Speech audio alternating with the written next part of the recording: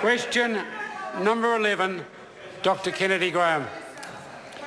Thank you, Mr. Speaker. To the Minister of Defence, does he stand by his statement, quote, "I've made it very clear that we don't intend to have combat troops in Iraq. Once you go beyond the wire, that's what you're involved in"? Speaker.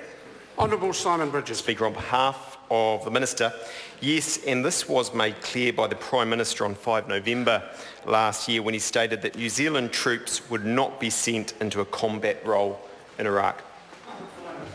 Supplementary question, Dr. Kennedy Graham.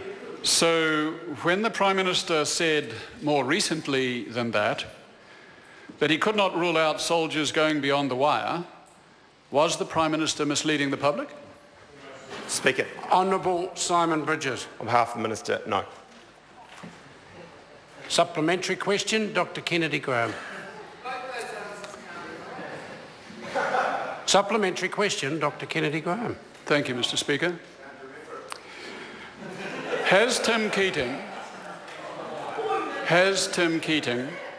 the Chief of Defence, been instructed to rule out New Zealand troops going beyond the wire and engaging in active combat during his meeting with the club's defence chiefs in Saudi Arabia today?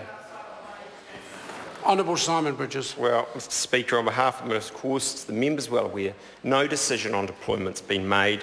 We've made quite clear that we're not deploying in combat roles were a decision to be made, but obviously in the event of a decision being made to go to Iraq, personnel may, for example, be in transit. Iraq, we know in generalised terms, is at a heightened level of danger, so protective action can't be entirely ruled out. Supplementary question, Dr. Kennedy Graham. Has Tim Keating been instructed to raise the issue of the flow of money to ISIL from Saudi Arabia, a country also known for its celebration of public beheadings? Honourable Simon Bridges.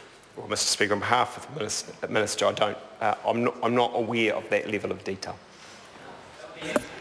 Order. Supplementary question, Dr. Kennedy Graham. Supplementary, sir. Thank you, sir.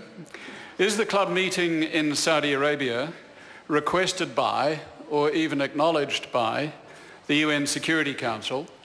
And if not, what is the legitimacy of the meeting in terms of the United Nations Charter? Honourable Simon Bridges. Well, Mr. Speaker, on behalf of the Minister, that's a legal question that I don't have to answer. Supplementary question, Dr. Kennedy Graham. Can he guarantee that no New Zealanders will engage and potentially be killed in active combat in Iraq?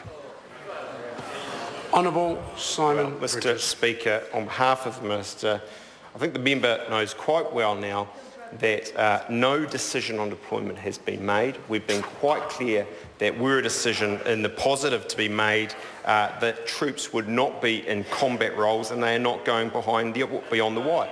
But as I've already said in answering the member's question, Iraq is a dangerous place, and even behind the wire there are some risks, and so protective action cannot be entirely ruled out.